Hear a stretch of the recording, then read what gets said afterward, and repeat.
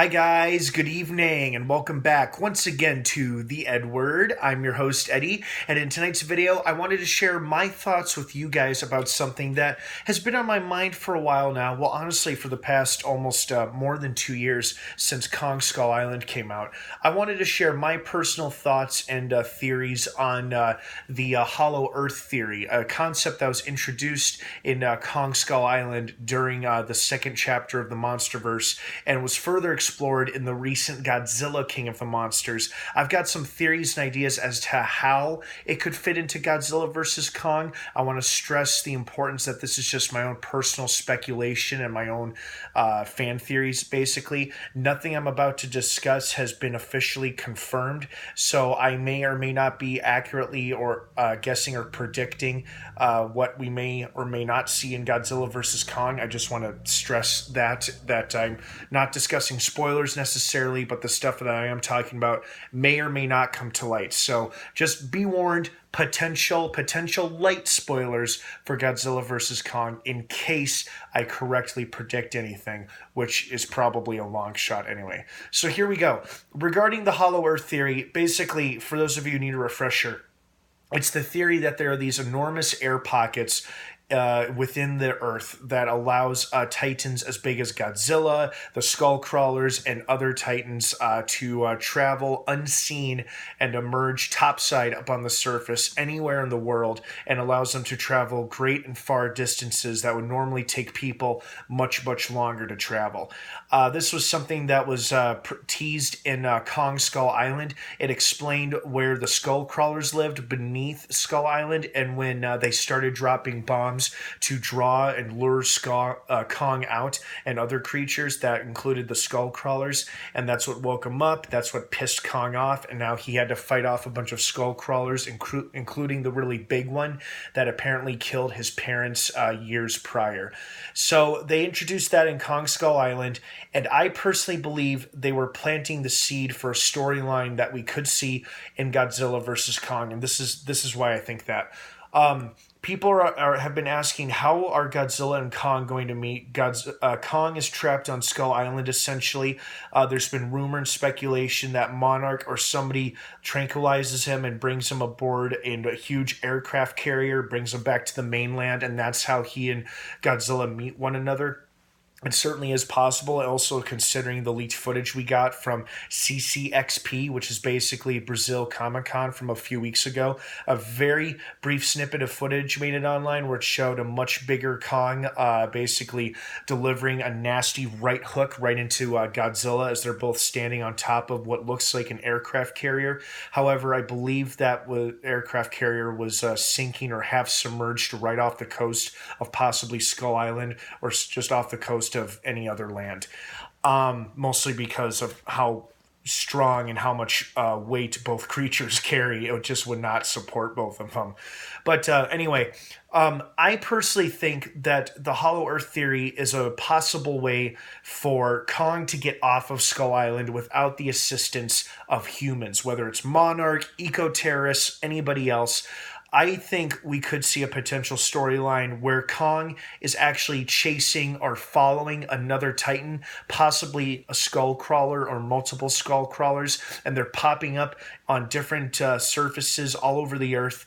And Kong basically follows them from Skull Island and is either following or chasing them. And he crawls through the Hollow Earth tunnel, and then when he pops up, he's amongst mankind for the first time ever. He's out in the world finally, and that's what brings him onto a collision course with Godzilla. That is how they physically meet face to face. Not necessarily fight right away, but it could be how the way they meet. Like maybe when they first see each other, they're not sure what to make of the other, and they just both go their separate ways while eyeing each other. But who knows? It's hard to say. I just think that would be a cool way to get Kong off of Skull Island without, like tranquilizing him and putting him on a ship and bringing him over to the mainland. because I could see them doing it. I just don't see how or why, unless Godzilla goes absolutely nuts and he goes out of control and becomes a villain rather than a hero in this story, and Kong has to come. They bring Kong along because they're like, well, he's the next biggest thing we have next to Godzilla, and he's kind of a protector of human life. Let's get this giant ape to kick this lizard's ass. So who knows? Which also brings me to another point I wanted to talk about. Actually, I might save that for another video, so scratch that. But getting back to the Hollow Earth theory, the end credits sequence of Godzilla King of the Monsters did tease that Titans were being drawn to Skull Island, that seismic disturbances were being reported on the island. That was most likely the reemergence of the Skull Crawlers due to Ghidorah's call, the roar heard round the world that woke up all the other Titans. That could be what the seismic disturbance story was talking about. And then why the Titans are being drawn to Skull Island is kind of a mystery to me.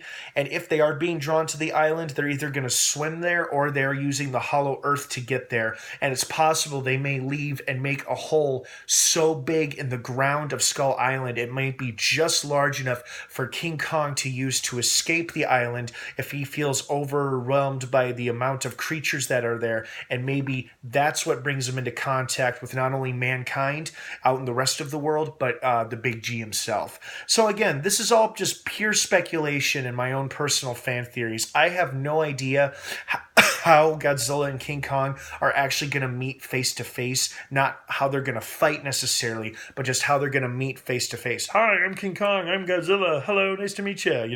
I I don't know how it's going to go down. I just think the Hollow Earth theory very well could play a big part in that, considering it played kind of a big part in Kong Skull Island, and it also obviously played a big part in Godzilla King of the Monsters, with them using the Hollow Earth to get to Godzilla's underwater or underworld secret home, where an underwater or an underground civilization had built an entire city or temple worshiping and praising him.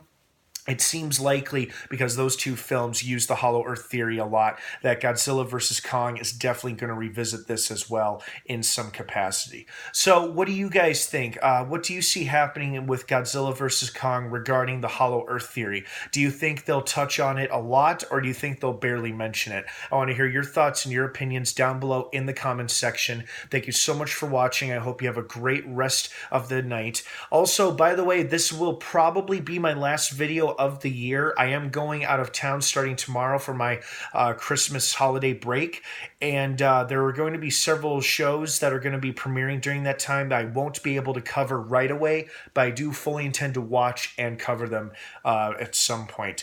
And I might be able to do that over the break, although I might not, because I'll be with family. So I will leave a list of that for you on my official Facebook page. You can find the link down below in the description of this video. And have a great, wonderful holiday season, guys. I hope it's restful and fun and exciting for you, whether you're with friends or family. I just hope you all get some rest and you eat some great food and you get some awesome gifts while you're at it. Maybe some fun movies and shows that you've always wanted on Blu-ray or DVD, like myself. All right, guys, have a great rest of the night. Happy holidays from the EdWord. And of course, until next time, may the Force be with you.